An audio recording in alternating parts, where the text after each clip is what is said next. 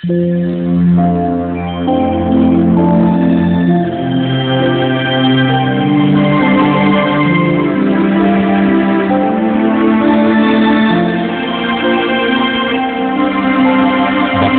ang bumabasa at ang nangakikinig ng mga salita ng hula at tumutupad ng mga bagay na nangasusulat doon, sapagkat ang panahoy malapit na.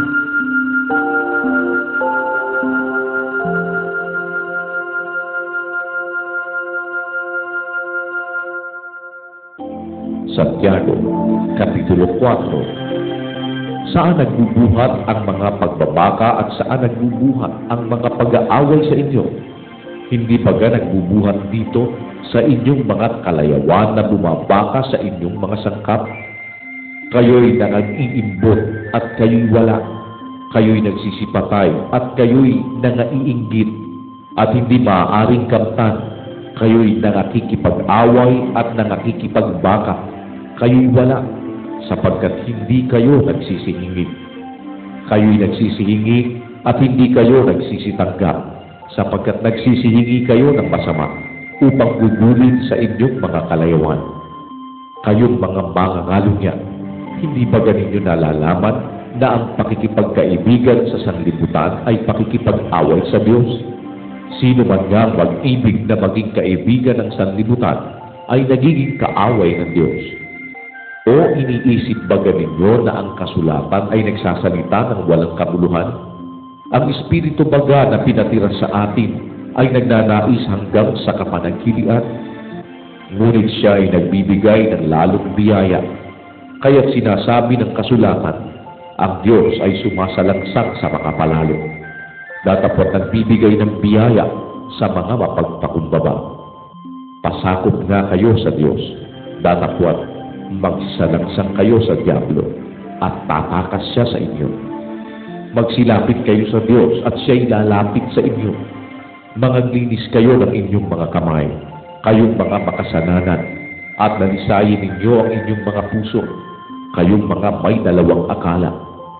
Kayo'y magbighati at magsihibig at magsitangis, inyong palitan ang inyong pagtawa ng paghibig at ang inyong kagalakan ng kalumpayan.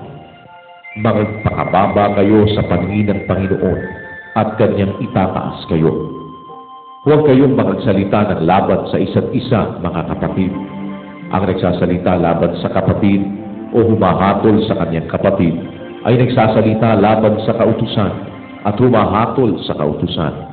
Datapot kung ikaw ay humahatol sa kautusan, hindi ka na tagatupad ng kautusan, kundi hukom. Iisang tagapagbigay ng kautusan at hukom, sa makatwid bagay ang makapagliligtas at makapagwawasak. Datapot sino ka na humahatol sa iyong kapwa?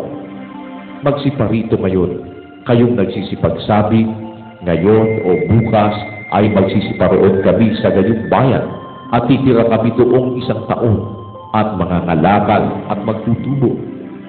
Kayo nga hindi nakaalam ng mangyayari bukas. Ano ang inyong buhay? Kayo nga isang singaw na sa sandaling panahon ay lumilitaw at pagdakay napapawi.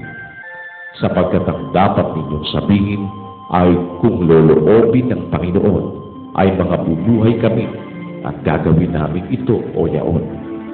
Datapot ngayon ay nagmamapuri kayo sa inyong mga pagpapalalo. Ang lahat ng ganitong pagmamapuri ay masama. Sa nakakaalam nga ng paggawa ng mabuti at hindi ginagawa, ito'y kasalanan sa kanya.